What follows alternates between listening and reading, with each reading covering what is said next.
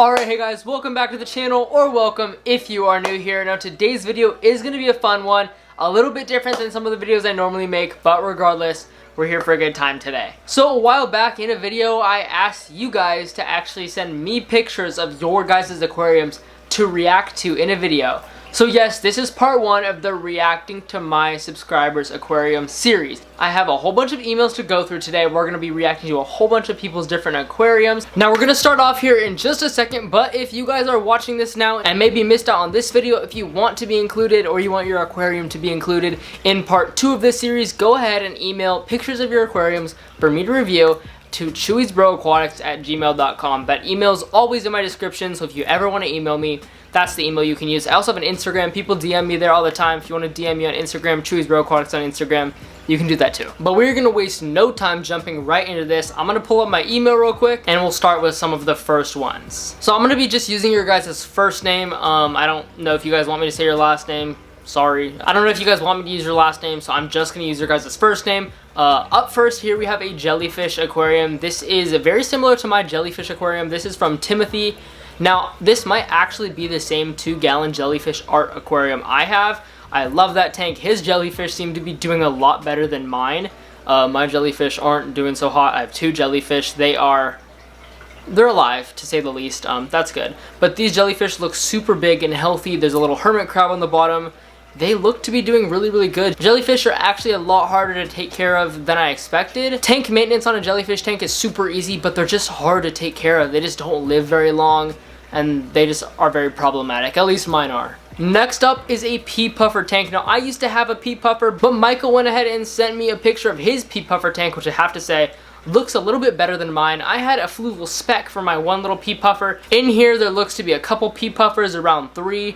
It's a really awesome planted aquarium. There's a sponge filter in there, a heater, pretty much the basics, but there's some nice live plants. I'm sure these live plants will grow in over time. I would throw a little bit more in there just because it's kind of sparse right now. A nice piece of driftwood might even look cool in there.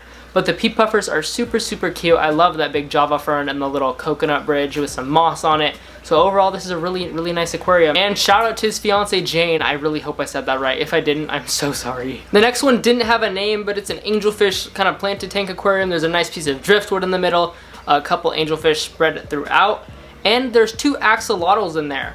Now, I've never seen axolotls really be kept with other tropical fish because from what I understand, axolotls require cold water, and angelfish require a little bit warmer of a water. Angelfish actually like warmer water than most tropical fish, so generally anywhere from like 76 to 82 is like ideal for angelfish.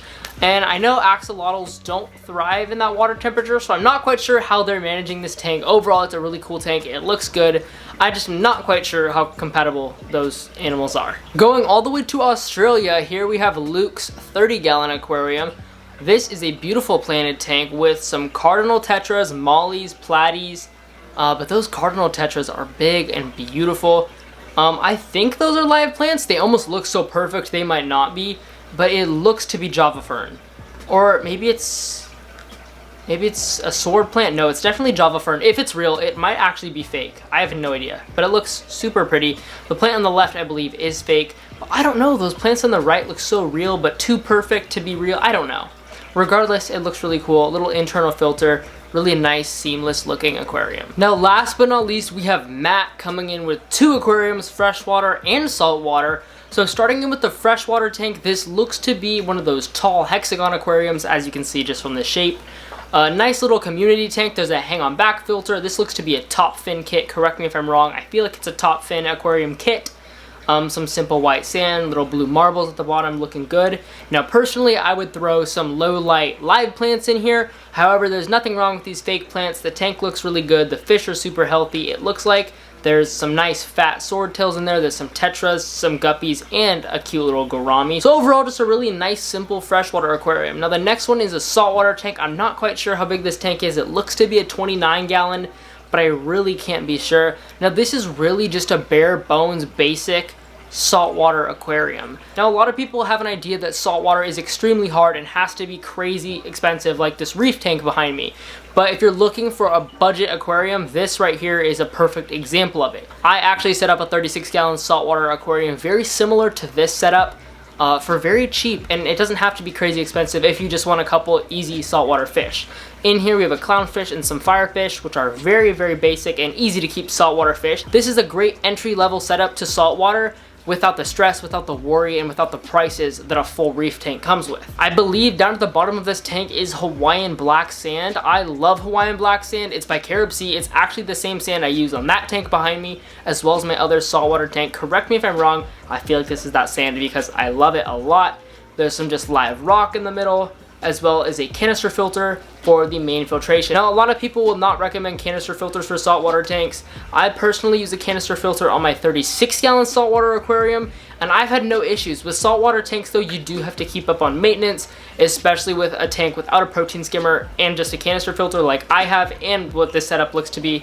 You just have to make sure you keep those canister filters clean, or else they can sometimes cause more harm than good. But this tank looks really good nonetheless. Honestly, I'm very impressed. Now that is going to be just about it for this video. Remember, if you guys want to be in part 2, go ahead and send your aquarium to that email that's linked down in the description, and I'll be sure to include it in part 2. Also, as you guys may notice, we are very close to hitting 10,000 subscribers on this channel. That's a huge milestone, and I actually do have a special video planned for when we hit 10,000 subscribers. So if you're not subscribed already, smash that subscribe button. We are so close. We're only a couple hundred subscribers away. I'm super excited. It's going to be a fun video, but I cannot release it until we hit 10,000 subscribers. Also, remember to smash that like button for the YouTube algorithm, and I will catch you guys in the next video. Thank you guys so much for watching once again, and goodbye.